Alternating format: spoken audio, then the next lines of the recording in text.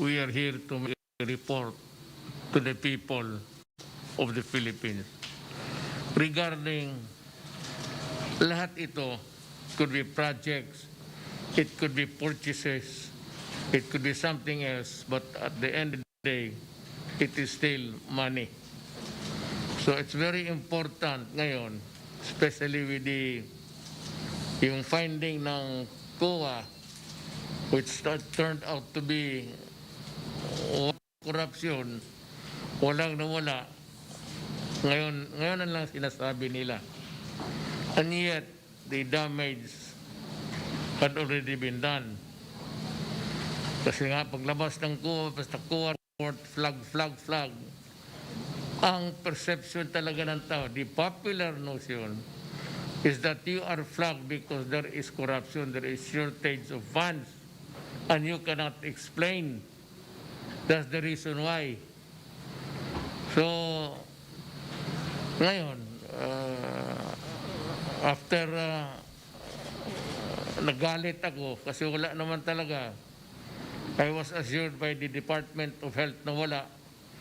Hindi nagalit ako. Ngayon sabi ko sa kanila, whenever you come up with the study, be sure. Sabi ko, ano ba talaga yan? Ngayon sabi nila, at this very late day, nag-issue sila ng statement, walang corruption daw at walang nawawalang pera.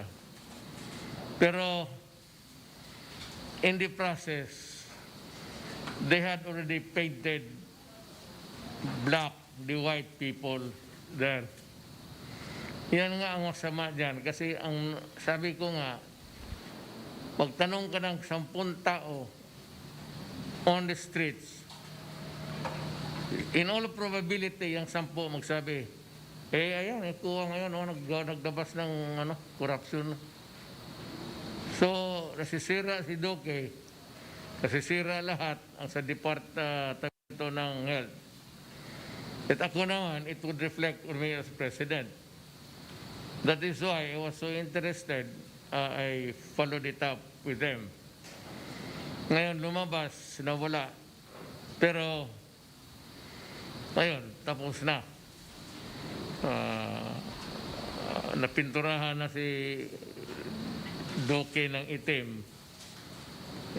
Puting-puti niya. You want to paint your, if you want to destroy your enemy, just paint him black. Ganon yan eh. So, hindi ko sinasadya yan ng COA. Hindi ko rin sinasabi, hindi dapat gawin ng COA. Dapat gawin niya. Hindi ko rin sinasabi na may sinadya siya. Wala. Trabaho nila yan. Ang akin lang is the presentation. Dapat dyan, in your findings, there should be a sort of a preamble. Now, this is an audit report. Tapos wala kaming nakita, there is no corruption, there is no loss of funds. Tapos bago ninyo i-summarize lahat.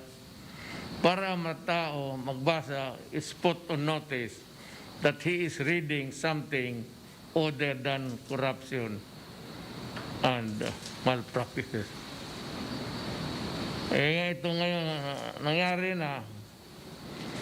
So, ang is lamunin na lang ng mga tao. Gusto nila na si Duque, I'll fire him, dismiss him. For what? Noon pa yan, ilang buwan na yung gusto nilang alisin si Duque. Sabi ko nga na, wala naman akong nakita. Hindi naman ako gago na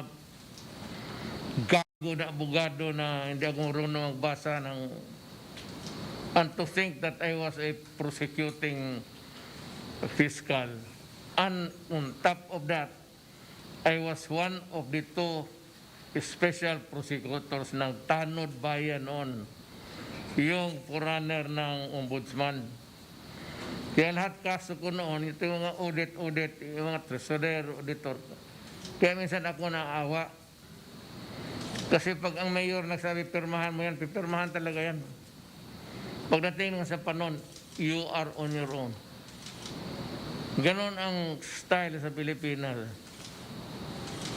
Mahirap yung ganon because whatever be the environment of the time, you have to observe fairness.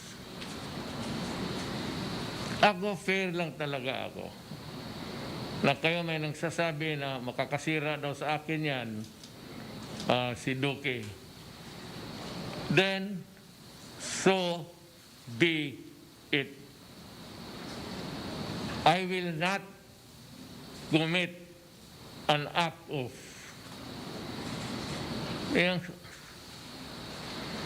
mahirap. It could be 1 million persons, it could only be one. Hindi ko kaya na kinuha ko si Duque, nilagay ko dyan. Tapos ngayon yung kuha, iba-iba ang findings. Napinturahan siya ng itim. Ako ang kumuha. Tapos, I'll just fire him. For what? So, where is your sense of fairness? Ako. Kaya hindi nakaalam ng istorya, okay lang. Na ngayon, kung si Duque will offer to resign voluntarily, tatanggapin ko. Pero kung sabihin mo, ako ang magsabi sa kanya mag-resign ka, that will never happen. That will never happen. Pero pag may nakita ako ng mali sa kanya, baske 10,000 lang o 5,000, talagang sabi ko, yayariin kita. Kasi ipahamak mo ako sa tao eh. Iligay kita dyan, tapos sisirain mo ako by committing. Ilang cabinet members na? Naalaala ninyo, ilang cabinet members na ang pinatalsik ko?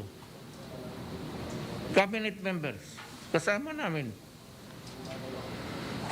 Hindi lang nga na-publicize. Well, for one reason or another, maybe media would not want to add more humiliation sa Kasi pag pinaalis kita, this could only be one thing. That you're corrupt. Wala akong rason. Sinabi ko na sa inyo, pag pinaalis kita, sabihin mo na negligence, that can be cured. Time and again, I have always acknowledged yung mga cabinet members na medyo bilisan mo konti dyan, or things like that. Pero yung outright dismissal because it is the clamor of the public, maski kaming dalawa na lang ni Duque and the rest of the Philippines, I will stand by him. Pag nasira ako, di nasira. But I will never abandon a person just like that na paanuhin mo na walang kasalanan. Mahirap yan. Mahirap yan. Gago ako pero I have may mga boundaries ako sa buhay ko. Hanggang dito lang ako. May katarantaduhan pero hanggang dito lang ako. Yung mga ganun. Kaya ng druga. Never said that patayin mo si Mr. Santos, Mr. Enriquez, patayin mo si Mr. Dumdum. Never said. I said plainly, destroy the apparatus. If you are a member of that apparatus, then I am very sorry if you die. Because I said, you are destroying my country. Ganon kasimple yan. And I will not itong mga operating, both military and the police. Pagka nasa mission sila in the performance of their duties, and in connection with the prosecution of crimes against terrorism, droga, sa lahat ng kriminal, karnaper, ako yan. Dito kayo magtingin sa akin. Dito kayo. Hindi ko yan sila inutusan mamatay. Pero in the course sa pagtrabaho nila, nagkabarila, nagkapatayan, akin yan. Wala yan sila, akin yan. Inutusan ko lang yan sila. Iba yung mag-utos sila, mag-salvage na gano'n. Hindi ba rin ako papayag kasi masisira ka eh. Yung service nakaluhod, nakatali. At saka kung I confront them, kayo bang may trabaho nito? Bakit pa ninyo talian ang puta? Bakit di na lang ninyo patayin kaagad? Why do you have to go into this rigmarole of... Sabi, hindi yan amin, sir. Sabi ko nga. Sila yung mga drug addict, mga drug pusher. Kasi nagdududahan na yun ang nagpiyait. Pag may na-raid na drug lord, magdududa siya na itong isang drug lord na ito ang nagpindot. Kaya yung mga lieutenant niya, yan, tinatalian, binabalutan, pinapatay. Ayaw ninyong maniwala, di wag. Basta yan ang totoo. Ang polis, mayroon, kita mo yung na-convicted, binaril nila, harap-harapan. May camera, di convicted. Hindi ko naman sinasabi ng tao na sa kalupay-pay na baril mo pa. Kulong mo na lang. Mas maganda yung kulong kasi mas masakit. Kulong ka dyan sa mga... Ang akin sabi ko yung totoo yan ha. Pag mag-hostage ka sa Davao, paski dito, pag mag-hostage ka, huwag mo talagang isipin na makiusap pa ang gobyerno. Huwag mong isipin na magtawag ka ng mga radio station, magpa-interview ka. Pag mag-hostage ka ng tao, you are committing a crime. At the first opportunity, pag masilip ka sa crosshair ng baril ng pulis, patay ka. I will not allow yung, usapin ako kasi galit ako sa mundo. Kayo mga pulis, huwag mo akong bigyan yan, padrama-drama na eventually pinatay rin. I remember kagaya nitong sa Pantrangco noon when I was still mayor. Nag-hostage ng bata. Tapos pa, karaming pulis. Eventually, ang bata sinaksak. Sabi ko, putang. Gusto kong pumunta dito, gusto ko sipain yung mga pulis. Anong class?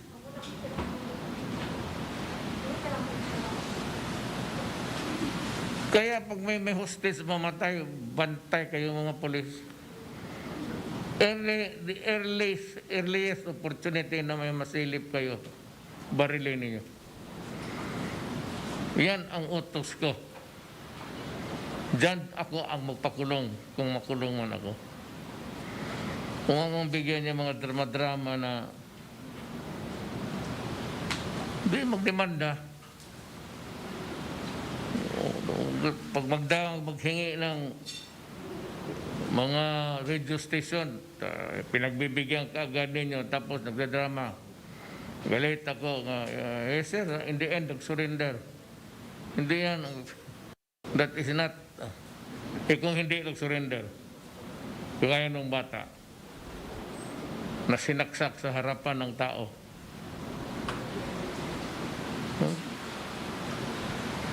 When you are committing a crime, you are committing a crime. You are a target for neutralization. Kaya kung matamaan ka sa ulo, kaya ulo naman talaga ang tinatarget dyan, pasensya, gano'n niya. Those are the nuances na malaman ninyo sa akin. Ngayon, si Olay kasi, nandito man si Secretary Duque. Alam mo na gano'n tuman talagang gobyerno. Matagal ka naman sa gobyerno. Panahon ni Gloria, ikaw yung Secretary. So, alam mo na talaga yung nuances. You cannot please them all. Basta tayo, trabaho lang. Period. Ang sinabi ko, magtanong ka, anong gawin na dapat doon? Gawain mo ang tama. Sir, nabaril ko kasi na-hostage. Yan ang tama sa batas. Sabihin ko sa inyo, yan. Kung ano sa bungganga ako, batas yan. Hindi akin. Hindi ako gumagawa ng sarili kong batas.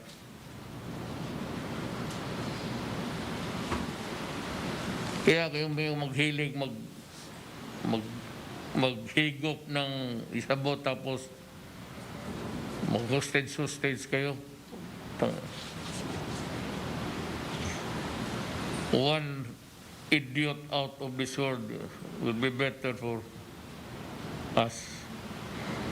Now, yung presentation namin ngayon, always, ito pera.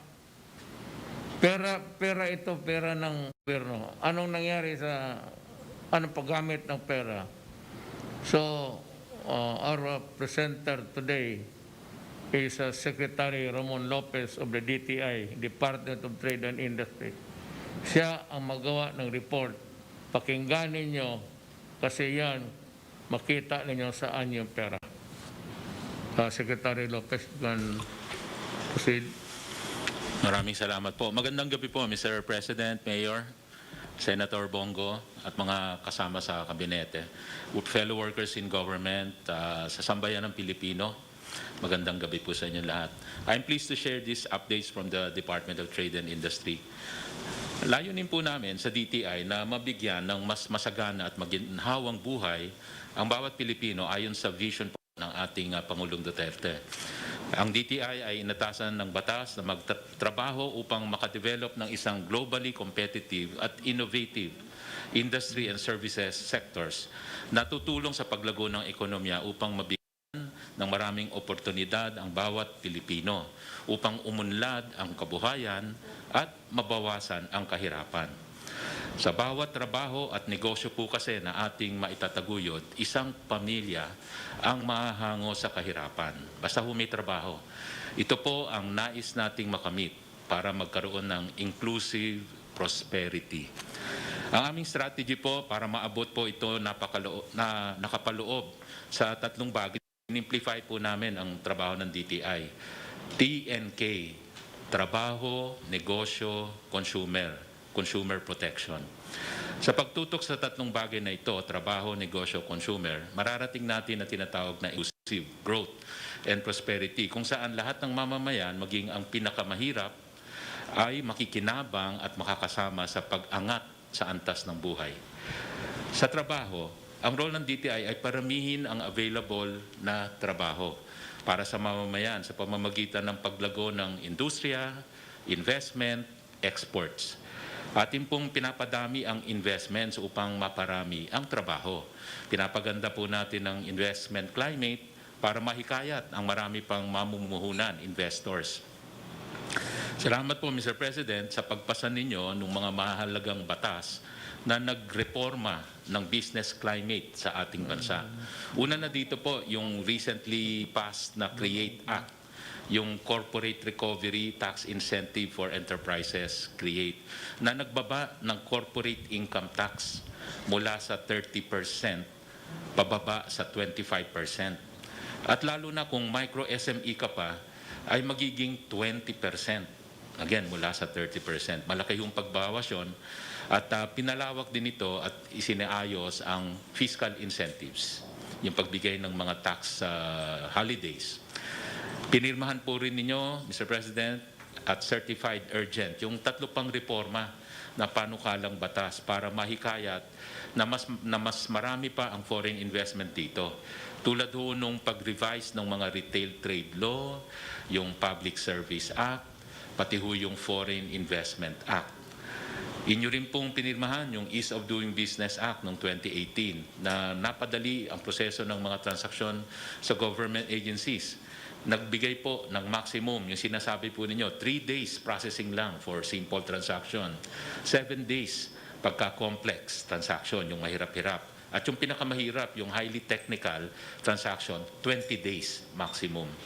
So ito po ini-implement na po na ngayon ng Anti-Red Tape Authority o ARTA. At sila po ay nagpa-file ng mga kaso dun sa mga hindi sumusunod.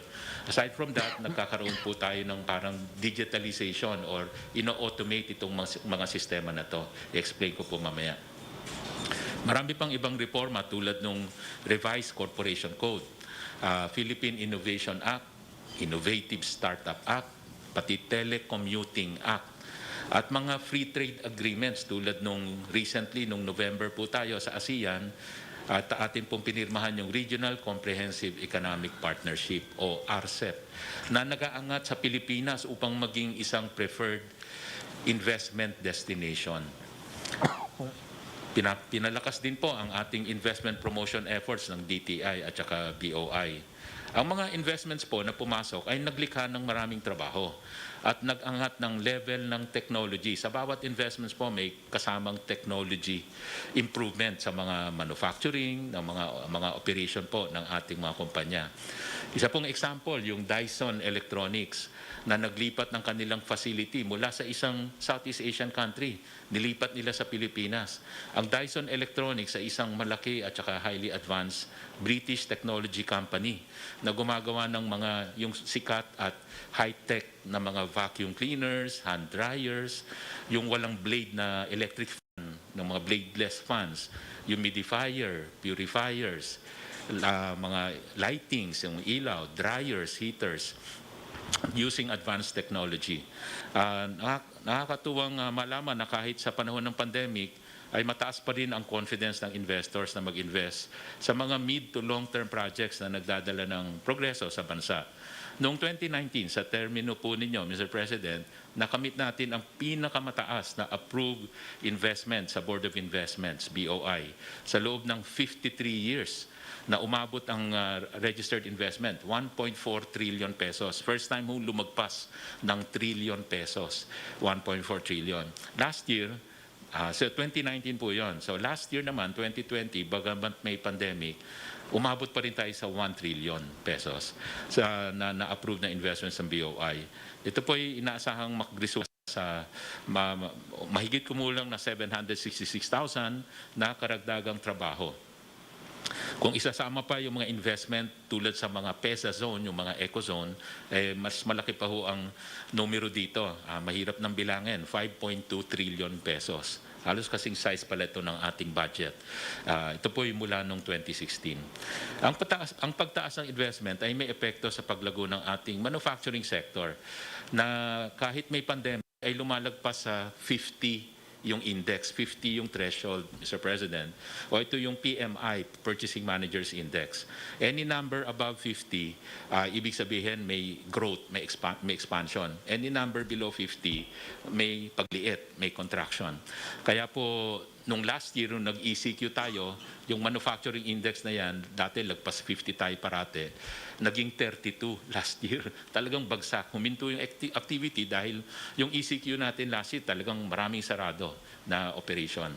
Pero thankfully, yung IATF nag-a-adjust po. Itong taon na to na nag-ECQ tayo nung March, ang manufacturing, lalo na ng exports, pati ho yung mga BPO, inala po natin 100%. Kasi ho, ito yung mga labor intensive. So, binalansi po ng IATF ang ECQ natin, allowing yung mga very critical industries and workers. So, malaking natulong nun. Hindi nawala yung trabaho. At gumanda pa yung manufacturing index natin. Ibig sabihin, naka-recover tayo mula sa 32 index last year. Sa paglago ng investment, dahil malakas ang manufacturing, pati ho yung pag-export natin lumakas. This year, bumawi na tayo, 72% growth. Kung i-year to date po natin, January to June, ating exports po lumaki ay at 29% growth. Last year, bumagsak ng 50%. bagsak last year. So nag-recover na tayo. Ngayon po ay year-to-date 29% growth. So ibig sabihin, yung 29%, baka sabihin, kasi mababa yung base last year, 2020. Hindi lang. Mas mataas pa itong year natin ngayon versus 2019 na pre-pandemic. Ibig sabihin talagang may growth po tayong na-achieve. Dahil again, nung ECQ natin nung March, April, inalaw natin 100% operating capacity. Ito pong mga export sector. So malaking bagay po yon. Ang malaking bahagi po ng ating exports, for information lang po ito, over 62% actually we are producing electronics, yung mga laman ng ating mga electronic devices.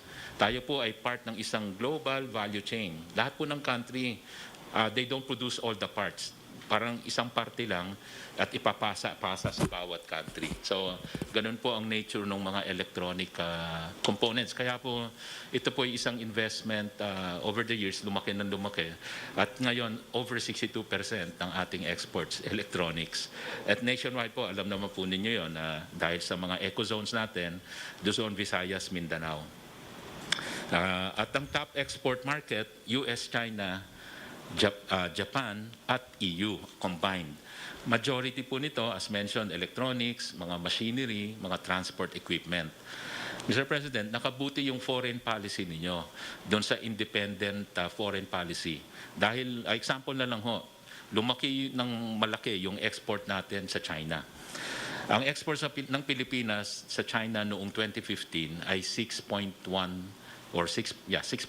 billion dollars. Noong 2019, fast forward to 2019, ito ay 9.8 billion dollars na. So 59% growth in 4 years. So talagang tinatanggap ang produkto natin at mas maluwag nakakapasok sa China.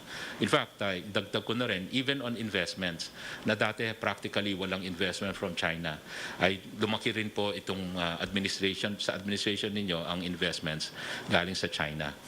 Even if we look at yung pandemic 2021, January to June, ang growth from export growth natin to China, January to June this year versus same period last year, 34% growth.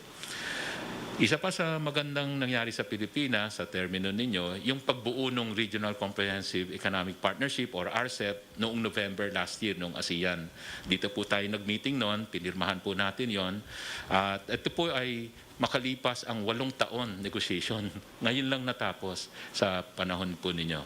Ang RCEP ay isang makasaysayang free trade agreements, 10 bansa ng ASEAN, kasama yung mga free trade partners tulad ng Japan, Korea, China, Australia, New Zealand.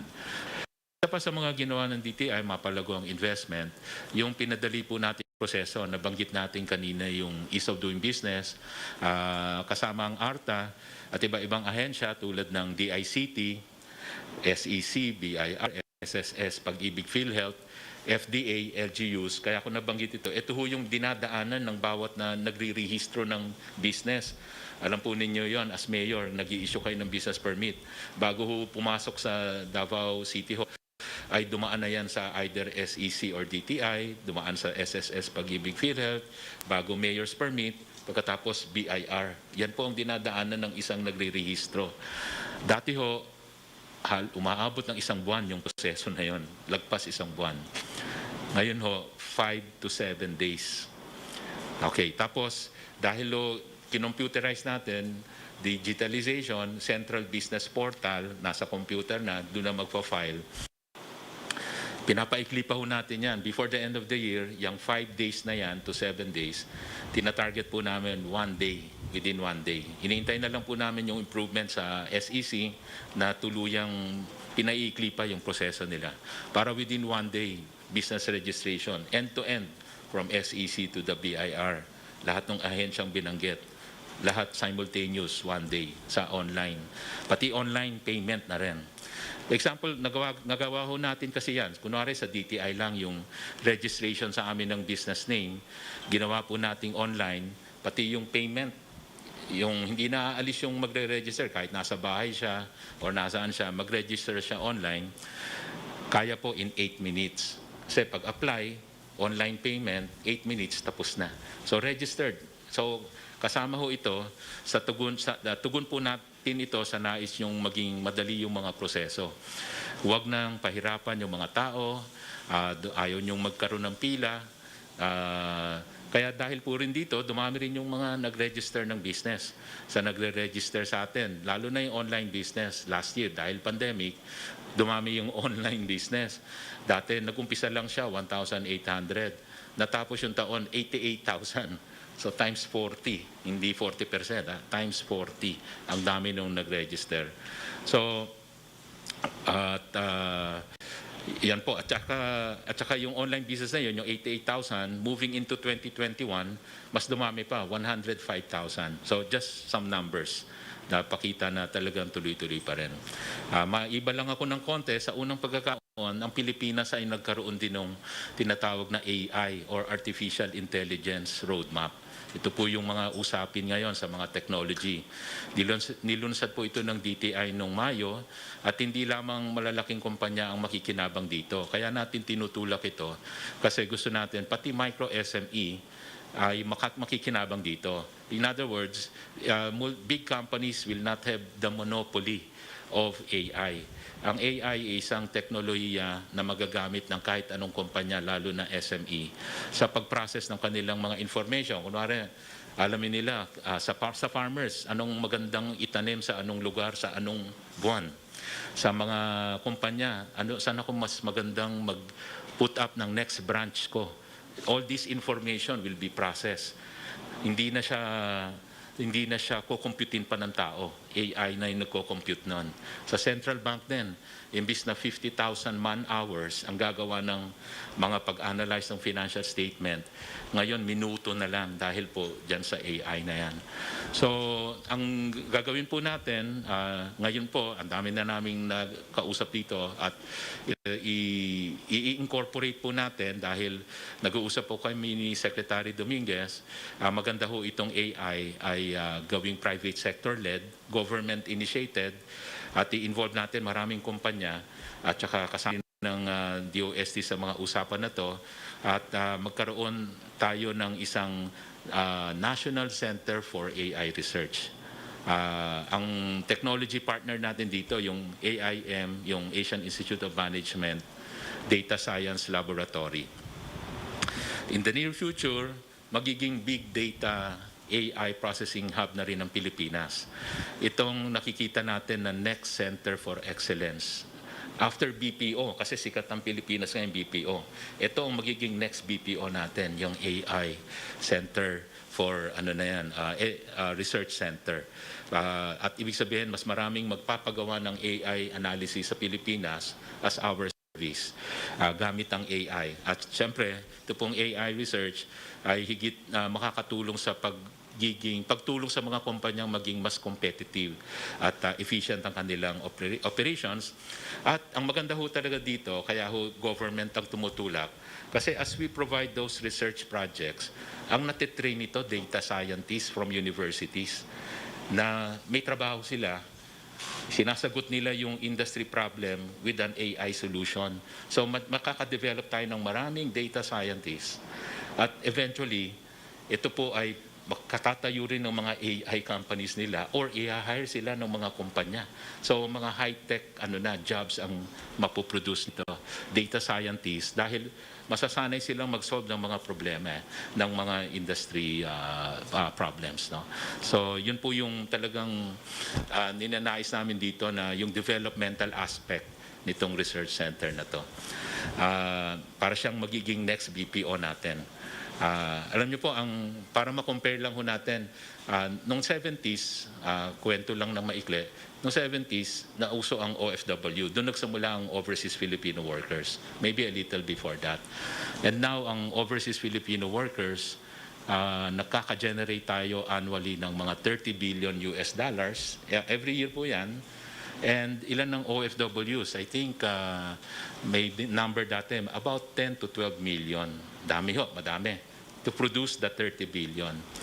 Ang BPO industry, nung simula nung 2000 up to now, lumalakas sa Pilipinas, the same 30 billion, more or less, ginagawa na lamang ng 1 million 1.3 million na employed sa BPO. Ibig sabihin, mas mataas ang kada tao, mas mataas ang contribution. So ang ating pong tinutulak ito dahil sa tingin namin ang AI for the same output ay mas kaunti ang magpo-produce nito, leading to higher per capita contribution. Okay. Ang BPO po ay merong during your administration tuloy-tuloy ang paglaki nito. Kahit sa panahon pandemya, ito pong BPO ay isang industriya na ito po ay isang industriya na hindi nag-lay off itong pandemic. Patuloy ang pag-empleyo ng maraming Pilipino nationwide. Ang sector na ito ay nag-empleyo ng 1.3 million direct employment at indirect employment 4 million ang employed po nito, yung mga nagsusupply ng mga kapangangailangan sa BPO, about 4 million. So again, ito po may annual output na $27 billion, halos kasing laki ng OFW. So yun po yung trabaho part. Bibilisan ko po, sa susunod naman yung negosyo part. So yung negosyo, ito naman yung focus natin sa micro SME development. Ang goal ng DTI magkaroon ng mga micro SME na magiging innovative, creative, yung malikhain ng mga produkto at serbisyo. Ibig sabihin, mas mataas ang value added ng competitive edge nila sa mundo ng negosyo. Ito rin po ang unang bilin ninyo sa akin. Nung una po tayong nag-meeting, nagsimula po ako, sabi nyo, as DTI Secretary, sabi nyo, nais nyong tulungan ng DTI ang mga micro, small, and medium entrepreneur. Sabi nyo, tulungan natin yung maliliit na mga negosyo, lalo na yung mga nagtitinda sa kanto, puhunan sa palengke, yung mga ganun, as basic as that. Binanggit din po ninyo ito during the SONA, ang kahalagahan ng micro SMEs sa pag-unlad ng economy dahil 99.6% ng listed enterprises are micro SME. Halos lahat. 0.4 lang ang large. So napaka-konti. Halos lahat micro SME. Kaya sa ilalim po ng inyong pamumuno, we accelerated yung support sa micro SME. Again, kaya kahit pandemya, tuloy yung paglago ng negosyo. Totoo po, maraming naapektuhan na nagsarang maliliit na negosyo ng lockdown. Subalit, nalagpasan ng mga bagong bukas na businesses, ang dami ng nagsara. Ibig sabihin, mas maraming nag-register kesa sa nagsara. Kaya po, if you just look at numbers, noong 2015, before your time, 900,000 yung registered enterprises. Fast forward, that's 2015. Fast forward to now, 2021, 1.9 million. So, more than double po. No? So, from 900,000 to 1.9 million ang registered businesses. Ang strategy po na ginagawa ng DTI para ma-accomplish ito, ginawa ko kami ng 360 degrees approach sa micro SME development. 7 M's. Binubuo ng pagpalit ng mindset, kaisipan, mastery, yung kaya tuturuan sila ng mastery ng entrepreneurial skills, mentoring, money, pagbigay ng pera or pautang, microfinancing, machine, shared equipment, nag-share sila sa isang equipment, market access, tutulungan kung saan magtitinda, at models of negosyo, mga idea ng pagnenegosyo. Pakinggan natin yung kwento ni Aling Carmen Alcotin na natulungan ng PPG na makapagtaguyod muli ng isang karinderya sa Cebu. Sa merkado, vegetables, napiktahan ko sa pandemic. Muna nangita ko laing puhunan para makanegosyo ko lain. Gitabangan ko sa DTI ug dako nga tagaan ko nila panginabuhian nga lain. Pasalamat jud kog dako nga gitagaan jud kog tabang sa DTI kanang pangpuno puhunan 10,000 na kumpra jud nako tanan sa mga kanton, noodles, butin, lamisa, bangko, bihurot yun to para matuyok-tuyok ang puhunan, mabalik, makakaon pa, makakonsumo pa. Okay, thank you.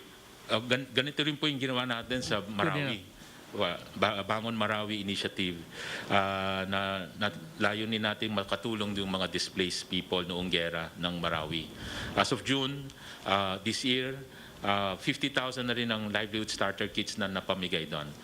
Okay, so sa larangan naman po ng money or pagbigay ng puhunan, tayo po ay nag-umpisa ng programa, Mr. President, yung Pondo sa Pagbabago Pag-asenso, 3P or P3 ang tawag natin. Dahil sabi ninyo, ito rin nung bago tayo nag-umpisa, mga 2017, naalala ko, nasa isang ASEAN country tayo, meeting ng gabing-gabi, ating gabi, midnight na uli. Dahil sabi nyo noon, ayaw nyo mabaon sa utang na 5-6 yung ating mga kababayan. So, ito po, ang P3 ay isang response sa inyo pong panawagan to give Filipino access to finance para hindi na sila sa 5-6. Doon na sila sa pondo na to, sa malilit na negosyante, mababang interest at walang collateral. A short video lang po. Nagsimula lang po ako sa pagja-junk shop since 2014. Nagsimula po ako sa maliit na mga ilang tao ko lang ang nangangalakal na nagre-remit sa akin. Bali po ang asawa ko nag-abroad dahil sa hirap ng buhay at napilitan po kaming lumapit sa mga lending para sa po aming ikakapital. Ang aking kapital ay nanggagaling sa mga lending, mga bumbay na napakalaki ng interest. At buti na lang, nakilala ko po ang P3 na tumulong sa amin na mababang interest lang po. Sa ngayon po, ay unti-unti na po yung nakakabangon para sa aming negosyong maliit. Pinagsusumikapan namin lumaki pa to. Okay.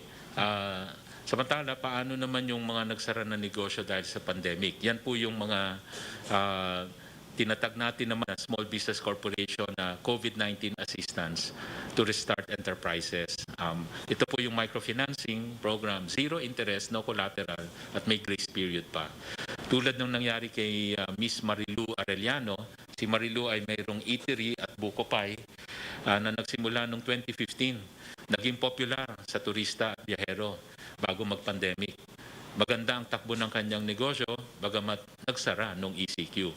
Nagdesisyon siya na magbukas muli para magkaroon ng kita ang kanyang empleyado. Dahil matumal yung business niya noon, siya ay nagtanggal ng mga empleyado. Pero nung nabalitaan niyang meron tayong Bayanihan Cares program, galing po ito doon sa Bayanihan 2 na pinirmahan ninyong batas, nagkapondo po tayo at napahiram sa kanila yung mga zero interest, walang collateral.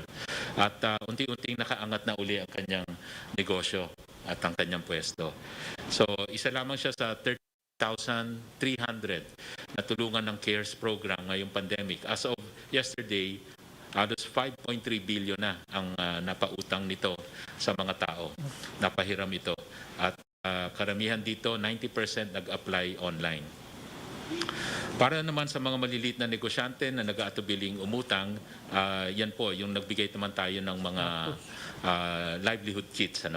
At isa pang bagong program under your administration na napalakas sa maraming SME ay yung tinatawag na Go Local program. Ito po under your administration to, kung saan nabigyan natin magandang exposure na libre yung mga produkto ng SME. Dahil kasi dati, napansin namin, pag tinulungan mo yung SME, yung problema nila, saan ko na ibebenta to? May produkto na ako, tinulungan ako, paano pagandahin? So naisip po natin, innovation po natin to, na bigyan natin sila ng tindahan. Dati sa trade fair, 3 araw lang ang trade fair. So sabi namin, kailangan trade fair everyday. Ikinonect namin sila, ang mga SME, sa mga retailers. Diretso, diyan kayo magtinda, everyday kayong may pwesto dyan. Libre, walang listing fee, walang rental. So yun po yung ating ginawa po sa ating mga yan po, mga Go Local, nasa mall, lalaban sa mga imported. Yan din po ang ginawa natin sa auto program kay ASIC Demp na auto program. Papaganda yung produkto, tapos bibigyan natin ng pwesto kung saan nila may benta. Hindi natin iiwan na pagka maganda na, wala na, alis na tayo. Hindi, hanggang maibenta yung produkto nila. Okay, so last topic lang po, trabaho, negosyo, ito po, consumer. Kasama sa mandate ng DTI, yung pangangalaga ng safety at protection ng consumers. Bilang protection sa tumataas, let's say, yung tumataas na presyo ng karne, yung baboy, nagre-launch kami ng PRD. Presyo reasonable dapat. Ito po yung ginawa namin noong 2018, nung mataas ang presyo ng bigas. Naisip po namin, mataas yung presyo ng bigas kasi ang daming traders in between. What if, alawin natin silang mag-source, yung mga retailers, diretso sa kanila yung, yung paninda para wala ng traders in between. Sa ganon, mapapamura natin yung presyo. So, nung bigas, dati umabot ng 50 pesos per kilo, naibaba natin sa 34 to 36 pesos per kilo. So, yun po yung ginagawa ng PRD. So, we adopted the same program ngayong mataas ang pork. Di ba ang pork ho ay pumapalo, umabot pa ng 400 pesos per kilo. Kaya nagkaroon ng maraming ingay, maraming issue dyan. Recently, bumababa na ho siya. Nasa mga 330, 340, up to 380. So medyo mataas pa rin, pero dumadami na yung supply, so dapat bumababa na unti-unti. Ginawa natin itong PRD sa pork. Ngayon ho, naibalik natin yung presyo. 220 yung kasim, pigi. At saka 250 yung liempo. Available. So, ibig sabihin, kahit sino, lalo na yung mga mahirap nating mga kababayan, may pupuntahan sila. Kung mahal sa palengke, sa grocery, yung pinartnera natin, tulad doon ng Robinson, SM, Pure Gold, available itong frozen pork products. 220, hindi 350. 220 per kilo. At 250 pag liempo. So, available. May pupuntahan, may option si consumer. Yun ang point natin. Okay, mahal sa iba. Okay, dito ka pumunta, mura. At welcome naman lahat sa mga supermarket. So, hindi ho ito, talagang pro-poor program ho ito. Katuwang po natin, siyempre, pinartner po natin si DA at saka yung mga retailers dito at saka yung mga iba hong nagpapasok ng frozen pork. So sa madaling salita, of course, nabigay nating mura itong mga pork. At saka every weekend nagagawa kami ng mga anong tawag dito, yung mga pop-up stores sa mga iba-ibang barangay. At may 123 stores nang pupuntahan ang taong bayan, lalo na sa Luzon, kung saan mahal itong pork na to. So ngayon mura na siya sa mga retailers. Tayo rin nagsasagawa ng mga diskwento caravan, kasama mga manufacturers at retailers. Nagbibigay ng mga murang basic goods ito. 2,073 diskwento caravan na mula noong 2016, nagsilbi sa 6,600 barangay. Bilang prosyon, lastly, sa mga pagbili ng mga substandard o defective products, ang ating Bureau of Philippine Standards din ay patuloy na naninigurado sa mga standards for consumer safety, lalo na sa mga mahalagang materials tulad ng bakal, riba,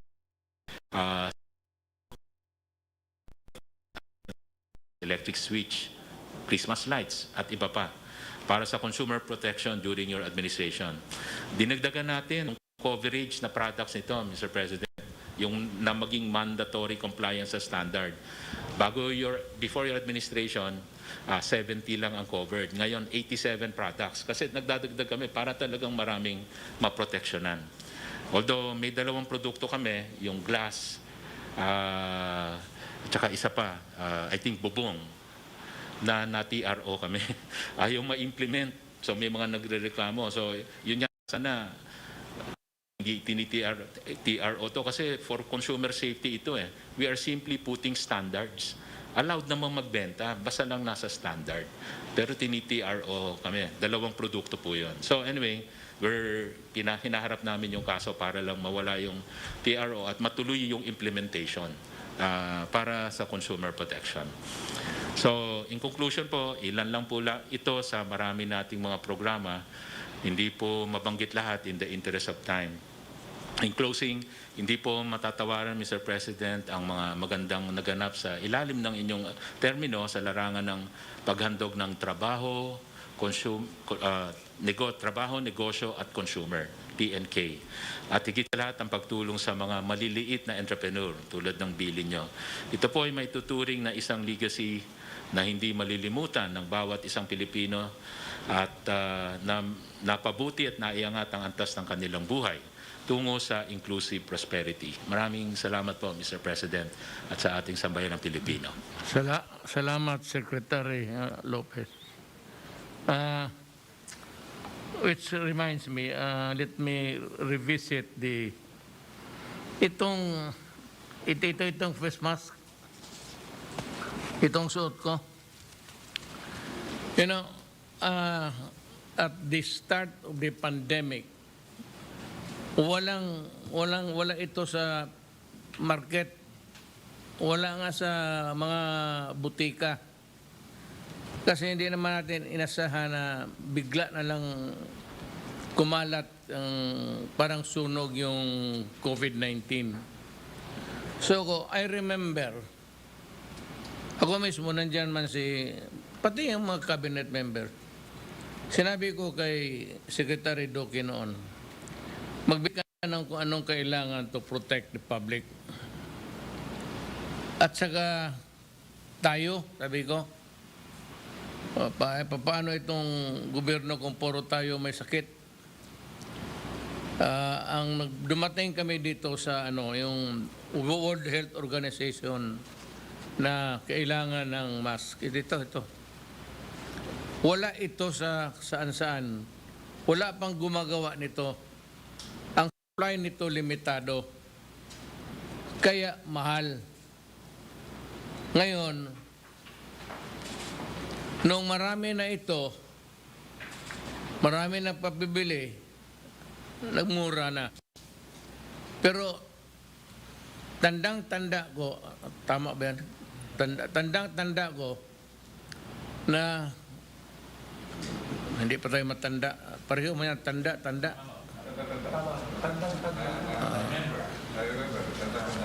Tanda ko na sinabi ko sa iyo, this is a pandemic.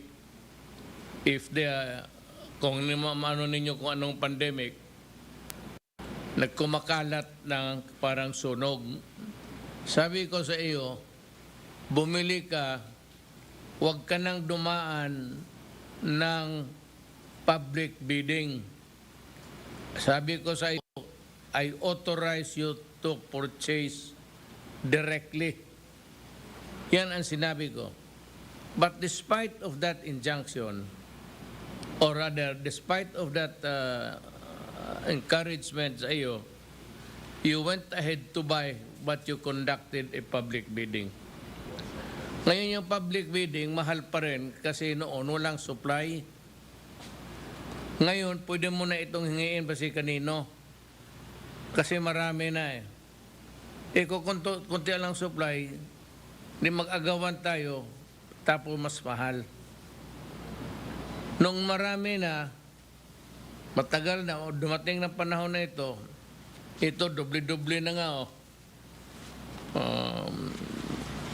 para lang magamit. Pero akin ito nga, dito sa gobyerno.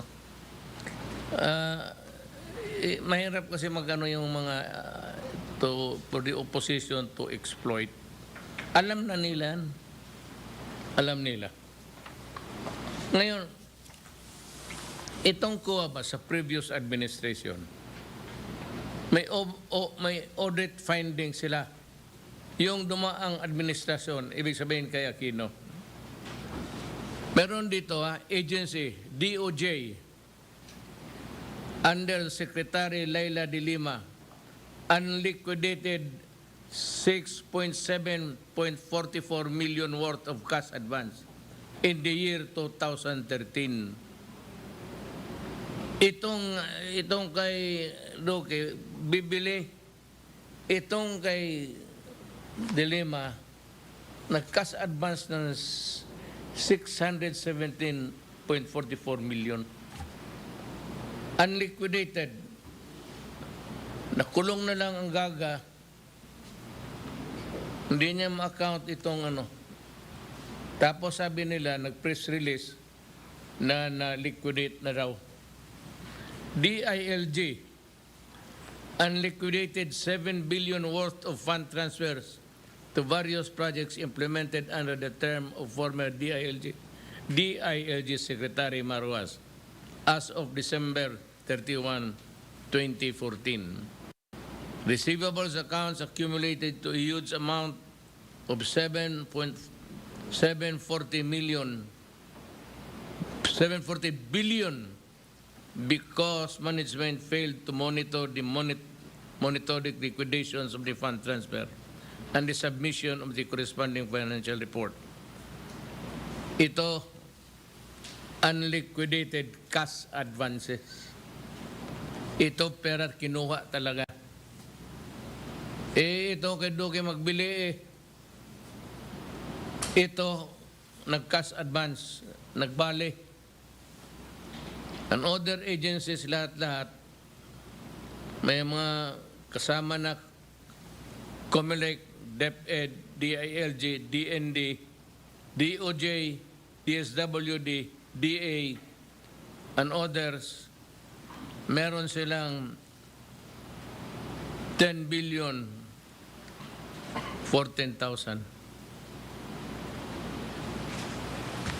Yeah. Nga sabihin ninyo ngayon ito kay Dilima ang pinakamaingay. Turo ka na magnanakaw, kaya nakaganon nga kamay mo. Ito, nakaturo sa iyo, doon ikaw yung sa tinuturo mo na nangyari dyan. Ngayon si Dilima, maingay. Sige nga, mag-ingay ka nga ngayon.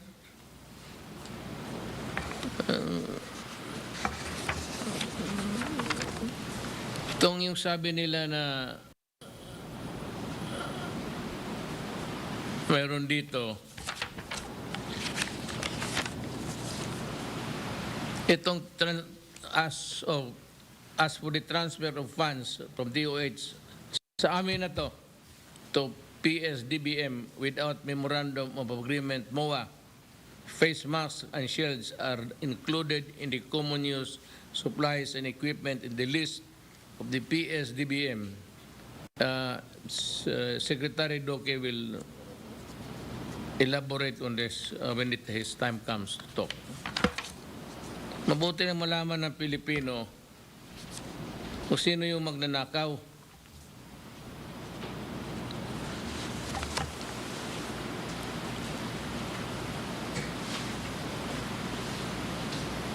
Mahirap talaga. Tingnan mo, ako ang naawa sa Pilipino. Talagang bugbog. The next will be, ikaw na, sir. Secretary Duque, it's your time. You might want to explain the fund transfer that I had just mentioned. Okay, sir. Yes, sir. Medyo Englishin ko na lang, sir, kasi yung report ko English Go na, ahead. sir. The transfer of funds to PSDBM. PS is the procurement service of the Department of Budget and Management, was supported by the issuance of the Government Procurement Policy Board Resolution number 03-2020, approving the adoption of efficient, effective, and expedient procurement procedures during the state of public health emergency, which you declared, Mr. President, on March 7. On March 9, 2020, to include yung procurement po ng mga PPE, personal protective items, ito po yung mga set na mga face shield, face mask, coveralls, shoe covers, gloves, at mga iba pa pong mga items na kumukumpleto ng mga PPE set. Yung test kits kasama din po and other commodities for COVID-19 pandemic as common supplies and equipment or CSE to be procured through Procurement Service, Department of Budget and Management. Also under Administrative Order number 7, Series of 2011, in relation to Section 53 of RA number 9184 of the Procurement Reform Act, government agencies are required to procure common supplies and equipment directly from PSDBM. The execution of a Memorandum of Agreement, or MOA, was not required, as is a finding in the Consolidated Annual Audit Report submitted by COA to the Department of Health. So they're saying kailangan ng may MOA, but it is the position of the DOH that this is not required relative to the fund transfer transaction with the PSDBM, since it covers common use supplies as stated on the aforesaid GPPB resolution. So meron po kami ng resolution and banking on the provisions of other relevant legal bases. To wit, Section 53.5 of 2016 IRR of Republic Act 9184, agency to agency, procurement of goods, infrastructure projects, consulting services from another agency of the government of the Philippines, such as PSDBM, which is tasked with the centralized procurement of common use supplies for the government of the Philippines in accordance with letters of instruction, or LOI number 755 and EO 359 series of 1989. And another basis, Mr. President, Section 20 of 2020 General Appropriation Act, or GAA, procurement of common use supplies. All agencies of the government shall purchase its common use supplies requirements from the procurement service as mandated under LOI number 755, dated October 18, 1978.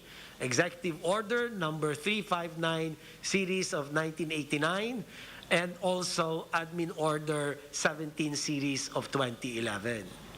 And to continue, Mr. President, Section 5, D.5, Item D.5 of RA 9184 also provides that agency-to-agency agreements, so DOH and PSDBM, shall be governed by guidelines unless otherwise provided by a special law, such as in the case of procurement of common use supplies and equipment from the PSDBM.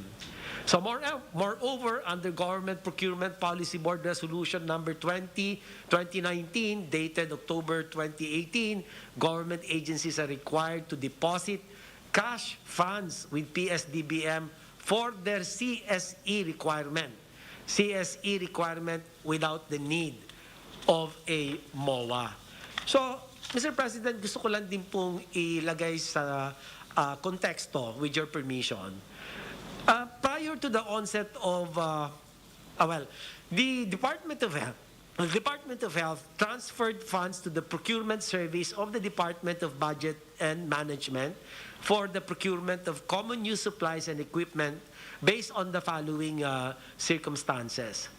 A, prior to the onset of the pandemic, the DOH had initially processed the procurement of personal protective equipment such as N95 masks, surgical masks, and other PPE items to replenish the PPE used for the Taal volcano eruption response activities on January 2020 after having consumed all its annual PPE inventory. So hindi naman natin tayo nakapagplano sa bulkan na ito dahil hindi naman natin alam na ito'y puputok.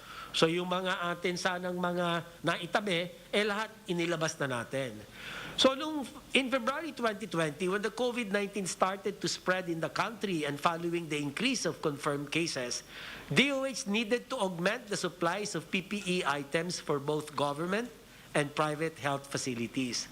Though the DOH tried to bid COVID-19 requirements through the DOH Central Office Bids and Award Committee, unfortunately, alam din po ni DTI Secretary Mon Lopez yan, wala na halos supplies. There were no bidders due to limited supply, and the existing local suppliers could not meet the volume and quality requirements. PPE producing countries also started to withhold PPE supplies for their own use to respond to the pandemic, given the unprecedented demand for PPEs among nations, but with unequal production capacities. Letter C, during the first few months of pandemic, the DOH tried to exhaust all means of acquiring these COVID-19 response commodities in order to ensure steady and adequate supply of PPEs for our health workers, as was your instruction, Mr. President. Simultaneously, the department was procuring through its own bids and awards committee while processing the procurement with other procuring agencies to ensure that supplies would be available amidst the global scarcity. And Mr. President, I do remember very clearly that your marching order was for us to ensure that there will be enough PPEs, primarily to protect our healthcare workers. Yun po yung isa sa mga naalala ko pong binigyan ninyo ng talagang prioridad, yung mga healthcare workers at syempre yung atin pong mga mamamayan pangkalahatan. Letter D, during the state of public health emergency, it became imperative to adopt expeditious, collaborative, and ito po, Mr. President, whole of government approach to intensify response to the crisis brought by the pandemic. And one of the mandates of the PSDBM is to identify sources of supplies, including international suppliers, which offer the best prices, terms, and other conditions for government procurement. In good faith, Mr. President, funds were transferred to PSDBM as it was deemed necessary that supplies be procured immediately for the protection of the Filipino people. So ilan po with regard to this particular issue, Mr. President. If you will allow me, I can go ahead to make my presentation on the COVID updates, Mr. President, including also, Mr. President, your directive last Friday to secure funding for the grant of special risk allowance to our healthcare workers, as well as a contingent fund sourced from your contingency fund, Mr. President, to extend the contracts of our 20,000 plus various cadres of healthcare workers from September to December, Mr. President. I'll also give that report. Can you deliver the... Yes, sir. Yes, sir. Within your prescribed period of 10 days, we're hoping the SARO will... DBM will release the SARO tomorrow, Mr. President. We have been following it up with them, Mr. President. And also the contingent fund is already being prepared. So we are committed to deliver on the said time frame that you have indicated last Friday. That's good of you. Thank you. So thank you po. So muli, magandang gabi, Mr. President, Mr. Senator Bongo, Chair of the Committee on Health, at aking po mga kapwa kalihim, at ang ating pong mga mahal na mga kababayan. Sa ngalan po ng DOH, muli ako'y magbabahagi sa inyo ng ulat ukol sa COVID-19 situation, kabilang na ang updates sa biosurveillance activities and vaccination laban po sa COVID-19, at huli, magbabahagi rin po kami ng updates ukol sa special risk allowance at emergency hiring ng ating pong healthcare workers. Ito po ay ang inyong kautusan, gaya po ng nabanggit ko kanina. Next slide. Ngayon pong ika-24 ng Agosto ay may nadagdag po tayong 12,067 na bagong kaso.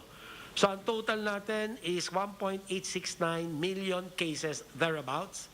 At sa 12,067 na naidagdag sa ating pong mga kaso, 2,806 ay mula sa NCR, pinakamataas, as usual. Region 4A naman ay 2,551. Samantalang ang Region 4A ay 1,813 sa Region 3 at 4,897 sa mga natitira pang mga ibang rehiyon. Para naman sa ating mga active cases, ang bilang ngayon, ngayon Agosto 24 ay nasa 127,703. Katumbas po ay 6.83% ng ating kabuuang kaso. Sa kabilang dako, ang ating pong recoveries ay umabot na sa 1,709,720. Ang recovery rate po ay nasa 91.44%, habang ang bilang ng mga pumanaw ay nasa 32,264 pangkalahatan mula simula, at ang ating pong CFR ay nananatiling nasa 1.73. At sa atin naman pong updates on the presidential directives, ito po ay huling bahagi ng aking ulat. Nais po namin magbigay ng mga sumusunod, Mr. President.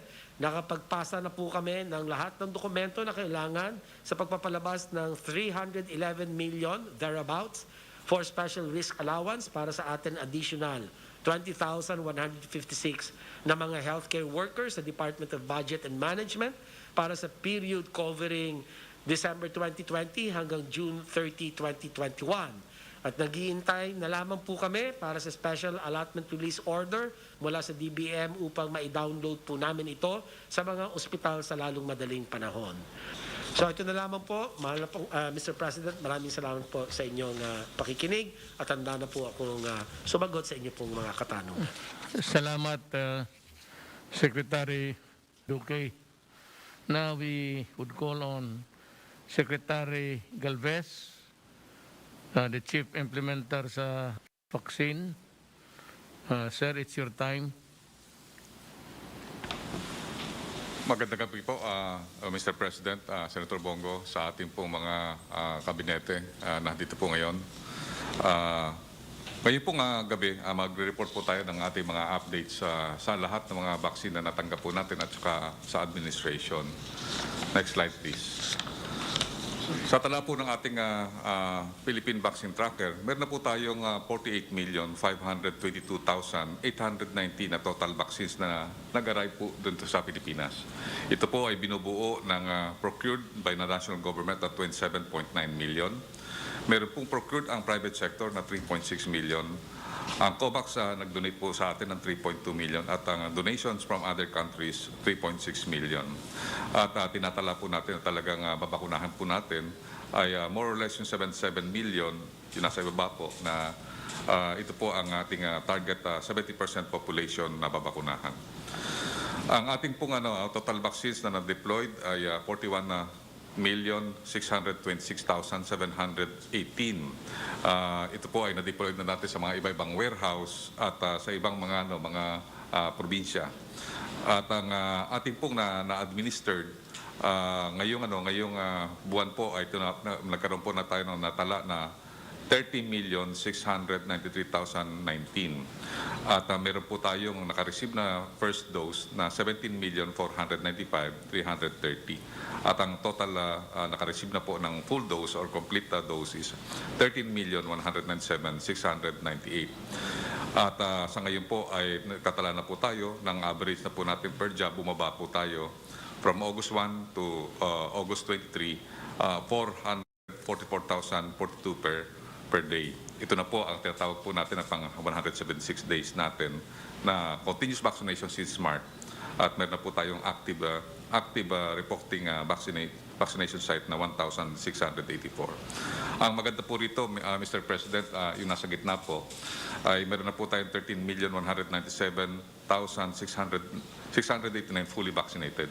This represents 17.11% for the total 70% of the Philippine populations na yung ating yung target population po natin. And then 11.98% or 12%, almost 12% for the total population po ng Pilipinas. I will discuss further yung mga details po nito, Mr. President. Next slide, please. Sa ating pong total vaccines na delivered, ang procured dito po sa ating bilog na dito po sa ating procured ng national government ay tumataya na po na more or less 60%. Ang yung COVAX donation po ay almost 27%. At ang procured ng other LGUs and private sector, more or less 7.45%. At ang donation ng other countries is 7.5%. At makikita po natin na talagang tumataas na po ang ating procured dahil kasi nakita natin na nagiging stable na po yung mga delivery ng ating mga vaccines. Next slide, please. Sir, ito po, para po talaga ensure na steady ang supply, ang ginawa po natin, yung ating negotiating team, nag-sign po ng purchase order for additional 10 million doses of Sinovac. Dahil kasi yung Sinovac po natin na 26 million, naubos na po yun.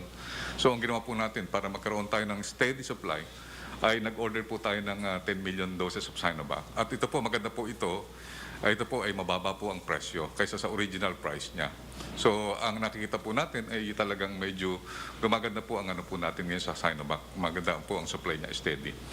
And then nag-usap na po kami ng country director ng Pfizer, at ang window nila sa September ay makapagbibigay sila ng more or less 5,020,000 na Pfizer this coming September. And we are negotiating with Moderna na makapagbigay sila ng more or less 3 to 4 million. And then ito po yung EUA ng application ng Sputnik Light ay naapruba na po ng FDA ng nakaraang mga araw. At ito po ay malaki ang magiging tinatawag nating effect sa ating supply.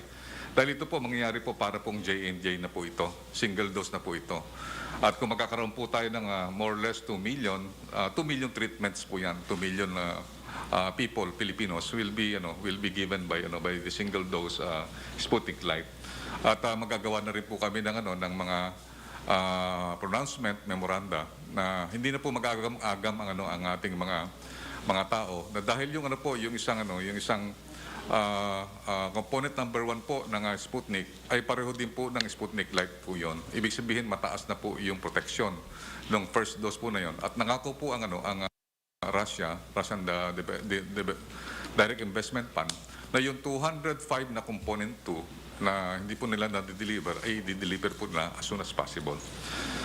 And then also, Mr. President, ito rin po, papaabot ko rin po dahil kasi next slide please. Maraming nagka-clarify. Next slide, please. Maraming nagka-clarify pertaining yung tripartite agreement. At sinasabi po ng mga iba na parang ino-hold namin yung pagpirma ng tripartite agreement. Mr. President, nung binigyan nyo kami ng directive na maging sa procurement, ang talagang pinakaunang po namin is hindi po mapahamak ang LGU at saka yung private sector sa pagbili po ng mga mahal na mga vaccine. Actually po, may mga nakikita po kami na may possibility na ma-violate po yung national tinatawag na Procurement Program Act natin. Kaya ang ginagawa po namin, higpit po kami, Mr. President, kasi yung directive niyo po na talagang dapat pag-ingatan po natin yung mga vaccine na yan, na tayo talaga maghawak at mag-control, ayun po ang gagawin po natin. So yung po yung clarification po namin, hindi po namin hold yung tripartite agreement. Hindi po namin dinidelay. Ang ginagawa lang po namin is yung due diligence. Katulad po ng ginagawa ng DOH, ganun din po ang ginagawa po namin. Kaya po talagang gusto po namin na yung pera ng LGU at saka yung pera ng private sector, hindi po sila mapapahamak sa ginagawa po natin. Ang unang reason po ay marami pong mga manufacturer hindi po interested sa multi-party agreement kasi gusto nila isa lang ang kausap. Sabi kasi nila pagka maraming kausap, it will entail an enlargement of their personnel. At saka medyo napakahirap ng logistical po, sir. Kasi kumbaga sa lahat ng LGU, kung 300 ang LGU, sila po mag-aasikaso po ng delivery po na yon. Samantalang kung kausap po nila, gobyerno, isa lang. Parang po sila. So, may mga mga tinatawag po natin, yung Sinovac at saka Sputnik intends to prioritize orders from the national government. So, talagang ang ginawa po nila, sinet aside nila po yung mga order ng mga LGU at saka dahil kasi talaga sabi nila, we will procure only, we will give the procurement, we will dedicate the delivery to the national government only. Yung Moderna at saka AstraZeneca na nagbigay po ng maganda po ang naging po natin sa Moderna at saka AstraZeneca. Ito yung parang ideal po talaga ng tripartite agreement kasi isang tao lang po kausap nila at nag-negotiate po nila. Katulad po sa Moderna, kausap po nila si Mr. Rason, yung ICTSI. Doon po sa AstraZeneca, ang kausap lang po nila si PA Concepcion. So mas madali po ang tinatawag nating negotiation. Pero ang sabi nga ng Moderna at saka AstraZeneca, they no longer accepting vaccine order for the first wave procurement. So they will accept order for the second wave procurement. Ibig sabihin, ibang ibang produkto yon. Either it is a booster or either it is a new product, a second generation vaccine. Hindi po yung first generation vaccine. So iniintay po natin yung kanilang presentation kasi kung kunyari bibili po ang private sector at saka yung bibili po nila ay pareho rin ang vaccine natin, may variant na po tayo ngayon.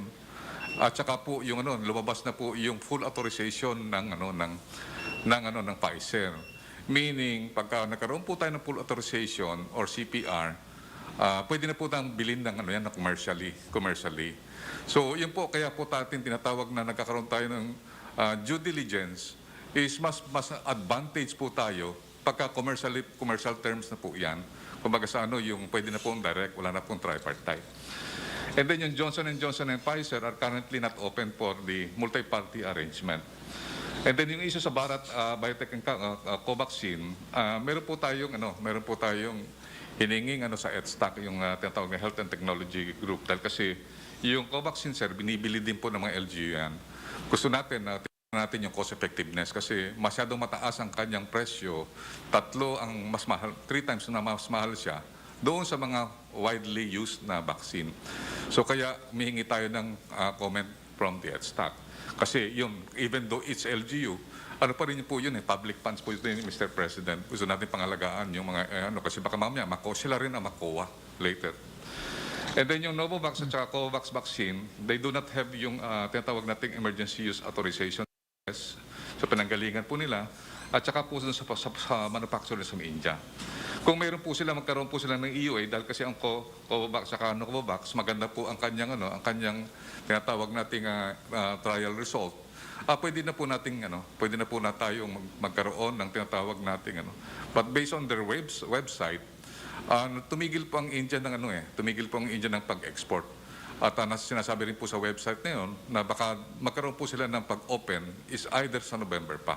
So there is an issue supply dito po sa Novavax at saka Covax. Kaya po yun ang inano po natin. Pero pagka once nag-open na po yung India, nag-open na po siya ng kanyang export.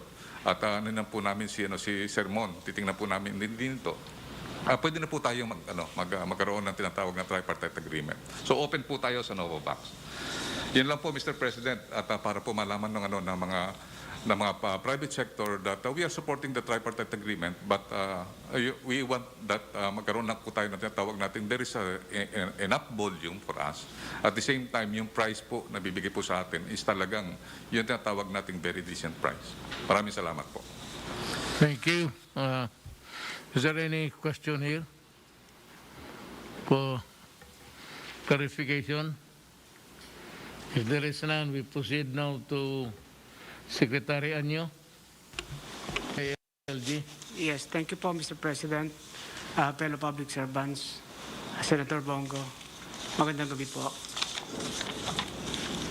Sisimulan ko po ang aking ulat ngayong gabi, Mr. President, sa tala ng pamamahagi ng ayuda sa National Capital Region, Bataan at Laguna.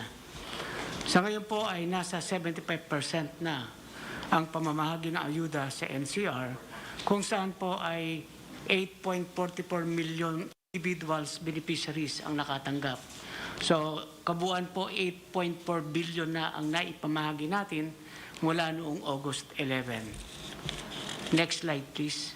At makikita po natin dito ang breakdown ng pagbibigay ng ayuda sa lahat ng LGUs ng National Capital Region. So, makita po natin na ang Caloocan po ay ang pinakaunang nakatapos ng pamamahagi bago pa matapos ang deadline sa 100%. Ang susunod po ay ang matataas na naitala natin ay nandiyan po sa ating screen.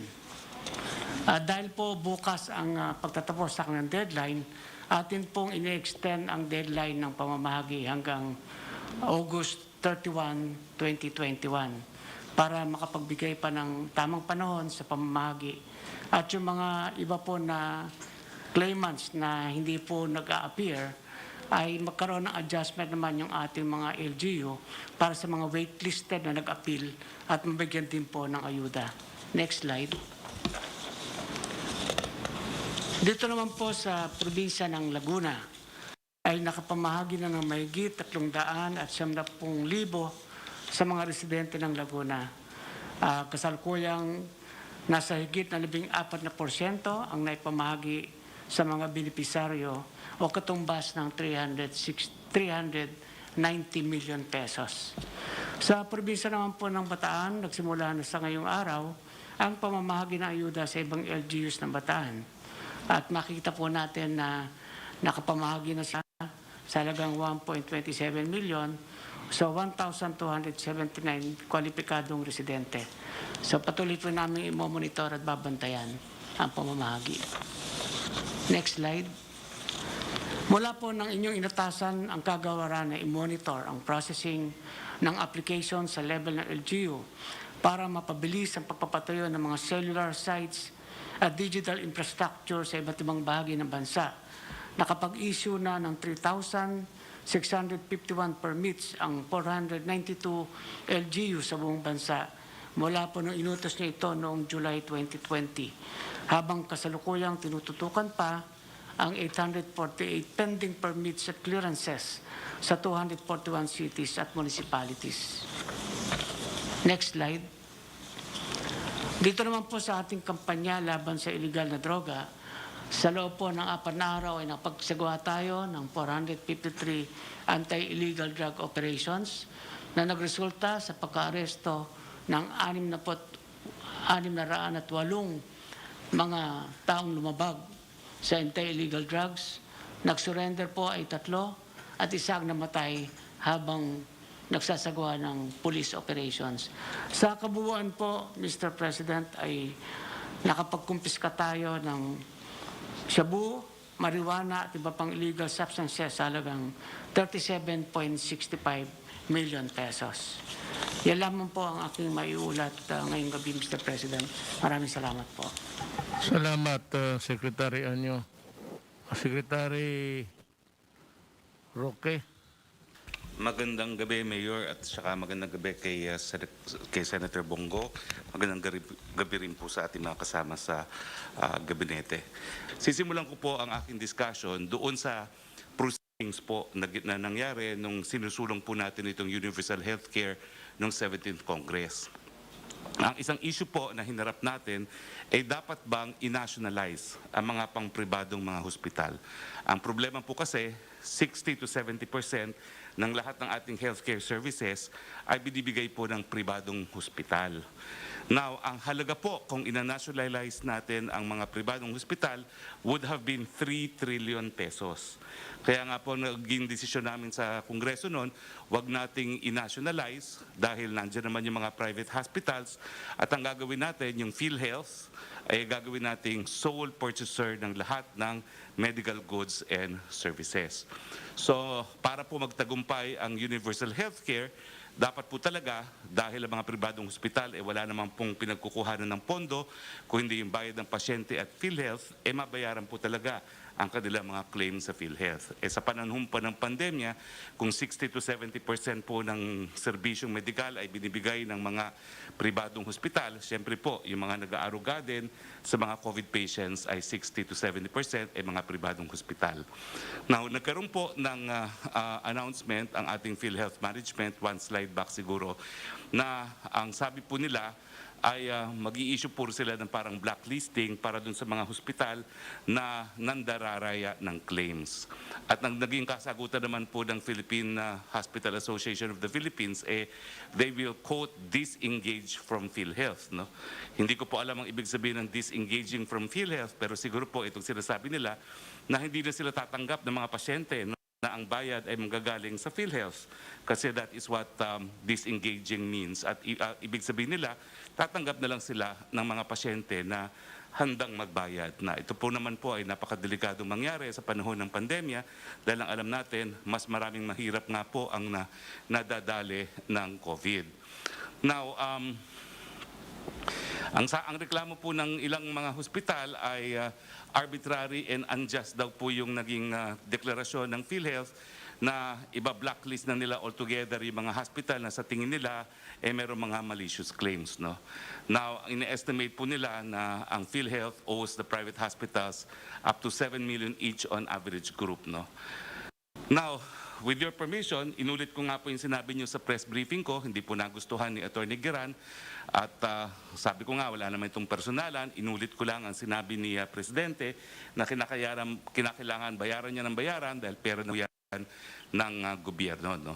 Pero ang total na utang po ng PhilHealth sa mga pribadong hospital ay 86 billion. Ang nakakatakot po dito, ang mga pribadong hospital naman, gaya ng lahat ng private practitioners, kung hindi sila makakasingil, talagang magsasarado sila. Mawawala tayo ng mga hospital na gagamot sa mga magkakasakit ng COVID at nabalita na nga po na ngayon, 2 hospital lang nagsarado dahil hindi nga po sila nababayaran ng PhilHealth. Kaya sabi ko po, nakikiusap tayo, sana po bayaran na yan. Next slide please. Ang mabuting balita po, nagkaroon po ng desisyon ng ating Korte Suprema ngayong taong LAD. Ito po ay Philippine Health Insurance Corporation versus Urdaneta Sacred Heart Hospital. Ang sinasabi ng Korte Suprema, po talagang dapat na nagko-cooperate para magtagumpay ang ating public health sector, ang mga health providers at ang gobyerno.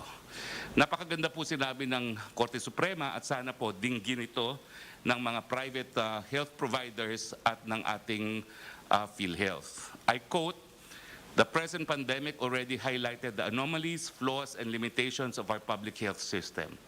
PhilHealth's financial resources and that of our nation as a whole is already stretched to its limit. The present situation should inspire us to rise above ourselves and focus on our nation's survival as a whole. The hardships brought about by the pandemic should not strip us of our humanity or destroy or defeat our core values, but rather serve as a stimulus for positive changes within ourselves and in our nation. This should be a platform to better ourselves, an opportunity to craft and implement needed reforms in the public healthcare system. Indeed, this is what our policymakers envisioned in the first place. At this juncture, it is well to remind accredited healthcare institutions to deal with PhilHealth responsibly, honestly, and with integrity, and to refrain from employing unscrupulous methods like recruiting patients just so they could avail of PhilHealth benefits. Likewise, patas naman po ang Korte Suprema, PhilHealth members and officials are similarly exhorted to act with prudence and without any corrupt motives. Medical practitioners should also not allow themselves to be drawn into this unethical practice." So sana nga po, parehong PhilHealth at ang ating mga providers will heed the call of the President of the Supreme Court. Balanse naman po sila, no? Dahil kung wala po talaga silang balanse, no, hindi po magtatagumpay itong ating universal healthcare. Next slide. Last point lang po, bagamat binasa niyo po sa last talk to the people sa Davao na sinisisante niyo po si Administrator Edgardo Rama Masungsong, ang latest po na na-monitor namin sa balita ay nag-aantay po ng official communication galing po sa inyo si Administrator Masungsong na in fact he is relieved. Sa akin naman po, malinaw naman po yung order ninyo last time, pero he wants, I guess, something in black and white that he's being fired. Thank you very much, Mayor. Let's go to the next speaker. Implementer sa Secretary Lorenzana. Mr. President, Senator Bong, mga kapwa ko, miyembro ng gabinete, magandang gabi sa inyong lahat. Sa ika-4 na linggo ng pagpapatupad sa ating Crisis Action Plan against COVID variants, next slide please. Mas pinaigting pa natin ang ating prevent, detect, isolate, treat, and reintegrate operations o ang tinatawag nating PDITR at pagbabakuna gamit ang 4-door strategy. Narito ang mga nagawa ng National Task Force at mga clusters nito itong mga nakaraang linggo. Next slide.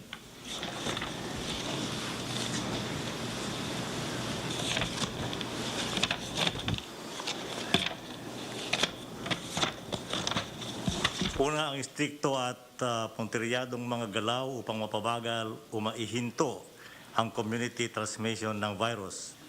Pangalawa, ang pangangalaga at pagpapalakas sa ating health system capacity. At panghuli, ang pagtitiyak ng maayos at ligtas na pagbubukas ng ating ekonomiya. Mula naman dito sa community subcluster, Nasa 216,871 na ang kabuuang bed capacity o bed capacity sa mga isolation facilities ng LGUs, DPWH at DOH. Samantalang 91,263 naman sa mga quarantine facilities. Paghahanda at pagsasanay sa 106,513 contact tracers. Pag-imbentaryo ng mga krematorya at paggawa ng contingency plans ng Task Group on Local Management of the Dead and Missing. 78 sites o 78 lugar ang natukoy na maaring paglibingan ng mga mayroon na tayong isang reefer van sa Calabarzon. Dahil sa pinahigpit na border control, 78,357 katao ang hindi nakapasok sa mga ECQ areas mula sa ibang lugar. Nahuli sa mga checkpoints natin ang 33,224 katao na walang may pakitang pruweba na sila ay authorized persons outside residence o essential workers. Mula August 6 hanggang August 22, 637,796 ang mga nahuli sa paglabag ng Minimum Public Health Standards or MPHS. 487 LGU sa NCR, CAR, Regions 1, 4B, 5, 6 at 11 ang mayroon na ngayong telemedicine services. Next slide please. Mula naman sa health facilities subclusters, hanggang August 20, nakapag-hire tayo ng 10,157 healthcare professionals o dagdag na healthcare workers. Nakapagbigay tayo ng buffer supplies at logistic support sa mga ospital na may kabuuang halaga na 608.3 million pesos.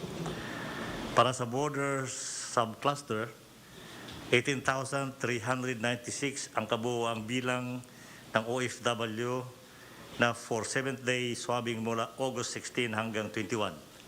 909 sa mga naswab na OFW ang nagpositibo mula August 1 hanggang 21. Nitong August 22, 58,078 mula sa kabuuang 65,745 kwarto o beds o 86% sa mga kwarto na ating mga quarantine facilities at hotels para sa ating mga paparating na pasahero ang akupado na. 586 maritime patrol operations ang naisagawa sa dalawang Coast Guard monitoring teams na nakadeploy sa Sabah BARMM borders hanggang August 21. 5 katao ang nahuli mula June 1 hanggang August 21. 4,890 seafarers at 291 na barko naman ang ating napagserbisyuhan mula sa August 1 to 21. 177 seafarers ang ating na-test at napag-alamang positibo sa COVID-19. Next slide please. Mula naman sa Task Group on Management of Returning Overseas Filipinos, 1.3 million na po ang ating natulungan. 1.1 million sa mga ito ay overseas Filipino workers, samantalang 273,756 ay returning overseas Filipinos. 3,289 ang nakauwi na ng ligtas mula sa Sabah habang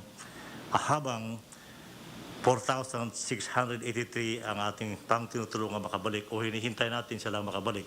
Dahil po, nagsara po yung ating borders dyan dahil marami pong kaso ng COVID sa Sabah. Yun lang po, Mr. President. Thank you very much. Director General Enrique Domingo.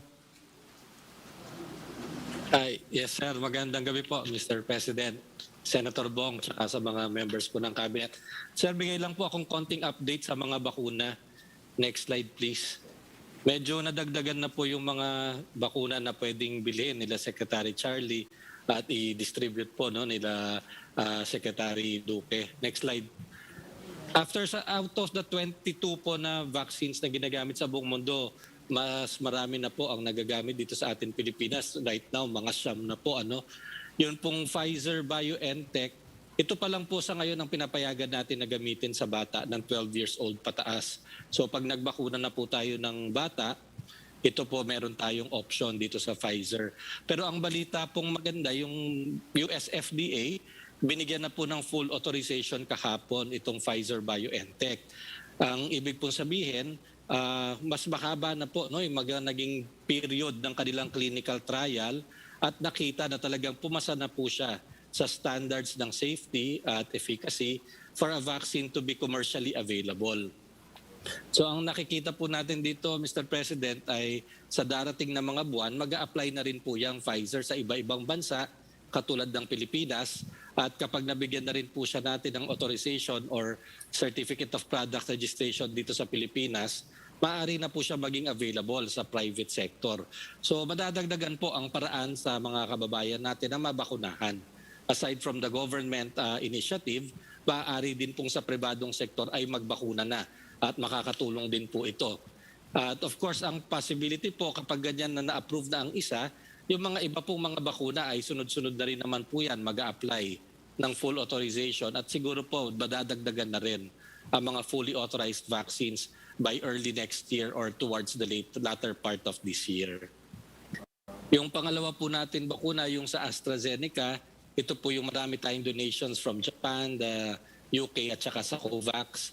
At yung Janssen naman po, meron din po tayo ng donation ito from the US. Pero pareho po ito, wala itong authorization for use in children. Next slide please. Yun pong Bharat Biotech, ito po yung pinag-aaralan pa po ng Health Technology Assessment Council. Yun namang pong Moderna na binigyan po natin sir ng nito pong nakalipas na Biyernes, August 19, nag-apply na rin po sila to amend yung kanila pong EUA para masama rin po ang mga adolescents, children 12 years old and above. So nagpadala na rin po sila ng kanilang datos ng clinical trials at ito po yung inaaral ngayon ng ating mga expert. May mga konting katanungan po doon sa developer ng vaccine and hopefully within this week or next makompleto po natin ang evaluation nito para po tingnan natin kung maaari rin po siyang gamitin sa mga bata pagdating po ng panahon na yung vaccination program natin ay aabot na po doon sa mga pediatric or at least adolescent age group. Yung Sinopharm, ito po sir, meron din konting pagbabago. Ang Sinopharm po kasi nagawa sa China, it's the same vaccine pero may dalawa po siya na factory sa China. Yung sa Beijing, ito po yung merong EUA ang Department of Health, kaya po tayo nagtatanggap ng mga donation. Pero meron din po siyang isang factory sa Wuhan, yung Sinopharm Wuhan. At yung Sinopharm Wuhan ay nabigyan na rin po ng emergency use authorization ng FDA dito rin pong last week noong August 19. So may isa pong kumpanya na magdidistribute po ng Sinopharm Wuhan na authorized po na mag-distribute ng Sinopharm Wuhan. So maaari din po itong bilhan ng ating pamahalaan. Next slide please. Yung isang malaking pagbabago din po nitong nakalipas na linggo, yun pong Sputnik. Kung naaalala po natin, yung Sputnik po na vaccine, 2-dose vaccine po ito, na magkaiba yung first dose at second dose. At mataas po ang kanyang efficacy rate, 94 to 97%. However, in 12 countries, ngayon po 30 na kasama ang Pilipinas, meron po silang variant, yung tinatawag na Sputnik Light. Yung Sputnik Light po ay very similar to Janssen. Isang injection lamang po ay fully vaccinated na at mataas din po ang kanyang efficacy rate at about 82%. So ito po ang kagandahan po nito sa ating logistics. Mas madali po siyang i-distribute, isang beses lamang po ang injection at ang storage po nito ay 2 degrees to 8 degrees din. So this is another option that the task force can now look at para po sa sa continuing immunization po natin kontra sa COVID-19. Yun pong Sinovac po natin, ito pa rin po pinakamadami nating nagagamit sa Pilipinas and yung data naman po continue to show that the benefit you outweighs the risk na paggamit po talaga ng Sinovac. Pero yun pong kanilang petition na ma-include po yung children ay hindi pa po natin ginagrant at this time. No? Kasi nung tiningnan po ng ating mga vaccine experts, medyo bali yung phase 1 and phase 2 trial na kung kasama yung mga bata na 3 years old to 17 years old. And we advise the company to send us reports kapag po mas na po silang clinical trial phase 3 data on children so that we can revisit. But at this time, hindi pa po natin yan nare-recommenda na ma-authorize na magamit po sa mga bata. So for adults pa rin po. At last na lang po yung Novavax. Ito po kasi parang hinihintay po ng maraming mga LGU itong Novavax para makabili sila. No? Ang problema po natin sa Novavax, ito po ay isang bakuna na dinevelop by a company India at saka sa US. Kaya lang po, both sa US at saka sa India ay hindi pa po siya nakakakuha ng EUA kung saan po ginawa yung mga clinical trial. So this vaccine has not been used outside of clinical trials. Sa atin po kasi nag-a-approve po tayo ng EUA at minimum requirement naman po natin ay kung saan dinevelop yung bakuna na yon na bansa ay approve siya ng bansa na yon at gamitin siya. No? So at this time, we're waiting for more kung ano po ang maisasubmit nila, pero at this time hindi pa po talaga natin mabigyan ng EUA hanggang hindi pa po nabibigyan ng EUA kung sa bansa kung saan po siya dinevelop. So naghihintay pa po tayo ng progress dito. Next slide please. And just as a reminder, yung pong WHO, tuloy-tuloy po ang pagmamonitor nila sa mga bakuna, no? And up to now, nakikita naman po talaga na even with the Delta variant, which is now the dominant variant in most countries around the world, talaga pong nababawasan man po ang protection against symptomatic disease dito sa mga bakuna na to, pero nare-retain naman po yung kanyang efficacy against severe disease and death. At yun din naman po ang nakikita natin so far dito sa Pilipinas. Next slide please. So yun laging po lang namin sir paalala sa lahat ng kababayan natin, ang vaccination prevents COVID-19 infection, it prevents death, but it is always important to complete the 2 doses. Kasi yung pong pagmamanman natin, nakikita natin na talaga bumababa po ang COVID kapag nakumpleto na yung 2 doses, pero meron pa pong konting breakthrough infections, karamihan mild. Kaya kahit po bakunado na tayo, we have to observe health protocols. Lalong-lalo na po hanggang hindi pa nagsiset in yung maximum protection, which is 2 weeks after the last shot. Yan lang po sir, maraming salamat po. Thank you. The next will be Chairman, MMDA, Attorney Abalos. Magandang gabi po, mahal na Presidente, Senator Yes, sir. Bongo, at sa lahat po miyembro ng Gabinete. Magandang gabi po. I-represent ko lang po yung nangyayari ngayon sa Kalakang, Maynila. Mr. President, ito po yung kaso natin, 29,000. Pero yung pong growth rate, no, from August 16, bumaba from 130.72 naging 105.18% na lang. Ang sabi nga ng Okta, yung tinatawag na reproduction rate, yung panganganak ng virus, no, from 1.9 nung isang araw ng Sabado ay naging 1.67 na lang. So bagamat kumunti ang naging anak nitong virus ito, pero of course pataas pa rin po tayo. Pero siguro ito po yung epekto na rin ng 2-week ECQ po natin. No, mas kaya paano ay napababa po itong ating growth rate, no? Pero we're not out of the woods yet, Mr. President. Next, please. Ito po ay kinumpile po namin ng mga mayors sa Kalakang, Maynila. Dito po natin makikita kung kaano kabisa yung sinasabi po kanina, of course, ni Secretary Eric Domingo, kung kaano kaimportante po ang pagbabakuna. Kung kita po natin, ang mga vaccinated po natin ay higit kumulang 65%. 35% po yung fully vaccinated at 1 dose. Pero ang importante po rito ay doon sa death na tinatawag at yung critical at severe. Kung makikita po natin, ang total po nitong unvaccinated na namamatay ay higit kumulang 169, samantala sa fully vaccinated ay 20. Sa severe naman, 18, at of course, severe and moderate, isama na ho natin pareho. Unvaccinated, sila po ay total of 106, pero sa fully vaccinated, ito'y 26 lamang. Kaya napakalaking bagay po talaga ang bakunado. Kung kaya't hindi po titigil ang mga mayors and of course ang mga frontliners na Metro Manila para ma-achieve po talaga ang population protection the soonest. Ito po ang aking report, Mr. President. Salamat po.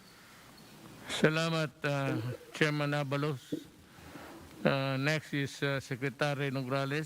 You have something to say? Yes, magandang gabi, Mr. President, Senator Bongo, mga kasama natin sa gabinete. So dito po sa Task Force Zero Hunger, isa sa mga programa ay yung Ensuring Nutrition Adequacy. Kanya nga po, kahit na wala po tayong face-to-face classes pansamantala, hanggang ngayon po, Mr. President, ay patuloy pa rin yung mga feeding programs, no, ng inyong administrasyon. Kagaya nitong feeding program ng DSWD sa mga Child Development Centers.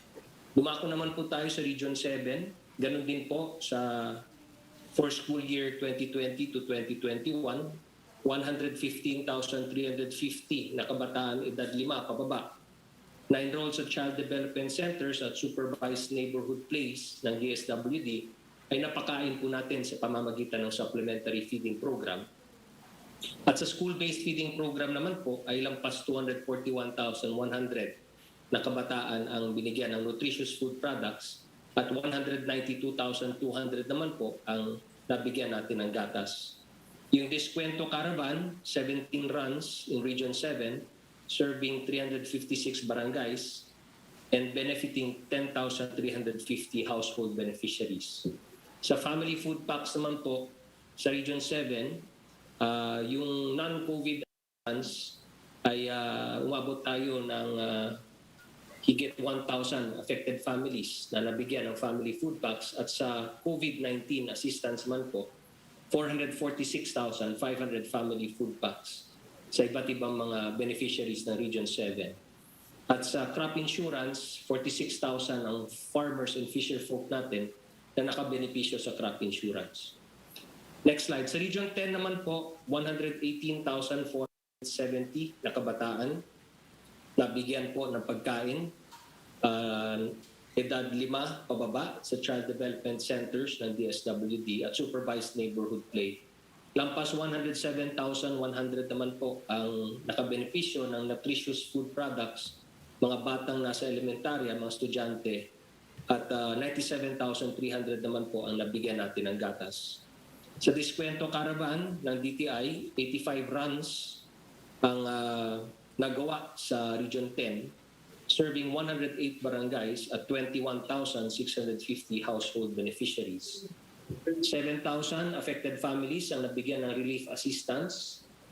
At sa COVID assistance naman na family food packs, 210,300 families. 35,970 farmers and fisher folk ang nag-claim ng crop insurance mula sa Region 10. Sa Region 11 naman po, ang ating region, meron po tayong 118,500 mula sa Child Development Center at 16,200 mula sa Supervised Neighborhood Place na mga kabataan, edad 5 pababa ang nabigyan ng pagkain. 62,400 ang nabigyan ng nutritious food products at 43,700 naman po ang mga batang elementarya nabigyan ng gatas. 60 runs ng Diskwento Caravan serving 215 barangays at 93,300 household beneficiaries. 15,132 affected families nabigyan ng family food packs. At 185,425 family food packs naman po ang distributed sa Region 11 sa mga COVID-19 most vulnerable families. 42,000 halos na farmers and fisher folk na Region 11 ang nag-claim ng indemnity sa crop insurance. Yan lamang po, Mr. President, at maraming salamat. Thank you, Secretary Nograles. Sal Panelo. Magandang gabi po, Ginoong Pangulo. Senator Christopher Lawrence Go, ang Chairman ng Senate Committee on Health at ng mga kasama po natin ang manggagawa ng pamahalaan. Gusto ko lang pong ipaabot sa inyo, Ginoong Pangulo, ang taus-pusong pasasalamat at pagkilala sa suportang binibigay ninyo sa mga LGUs partikular na po yung mga dinaanan ko nung Sabado at Linggo sa Iloilo, Capiz, at sa Bacolod. Sa paanyaya po ng Leganese Mayor Junjun Hain, ako po ay nagpunta upang alamin ko yung kanilang mga immediate concerns, mga madalihang pangangailangan. Doon sa Tapas, yung kay Mayor Palumal, Pagkaabot ka na 10 ganito ha. nagkataon naman na merong 1,000 po na mga tricycle drivers na nakapila sila, may social distancing, 3 lugar nga. At tuwan-tuwa sila. Nagsisisigaw sila nung ako'y nakilala nila. Sinabi ko, kumusta kayo ng Presidente? Yung pala, itong si Senator Christopher Bongo, yung kanyang budget dyan sa Senado, sa pamamagitan pinadaan niya sa kay Secretary Bautista. Kami nagbigay ng ayuda ng 3,000. Can you imagine mo 3,000 eh? 1,000 tricycle drivers. Kaya tuwan-tuwa sila, malaking pasasalamat sa administrasyon daw ninyo. Mr. President, can you also prevent the people from clamoring and urging you and asking you to run for the vice presidency? Gusto talaga ninyo? O sige. Tatakbo ako ng Vice Presidente. Then I will continue the crusade. I'm worried about the drugs, insurgency. Well, number 1 is insurgency. Then criminality, drugs. I may not have the power to give the direction or guidance, but I can always express my views in public for whatever it may be worth in the coming days na sa Pilipino na yan. Nandyan lang ako, magsabi lang ako. Okay na yan, Sal? So, Sal, congratulations, you're doing well. At magpapasalamat rin ako doon sa mga tao na nagpapasalamat sa atin. Actually, hindi yan sila kailangang magpapasalamat. Trabaho natin yan. They do not have to, nurture gratitude in their hearts.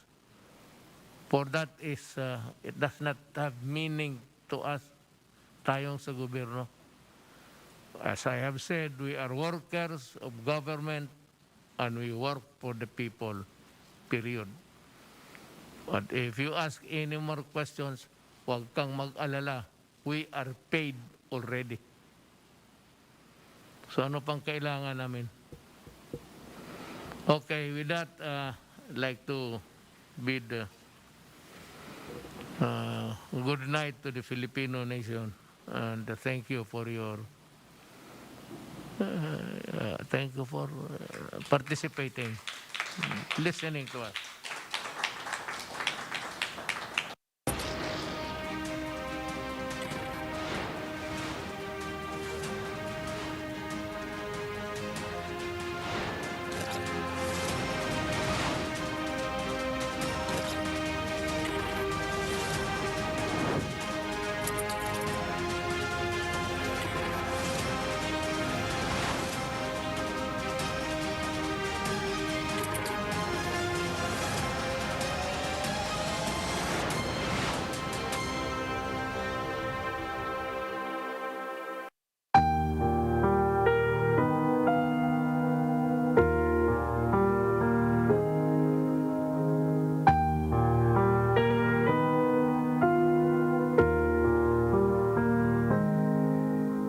Salamat sa panahong binibigay.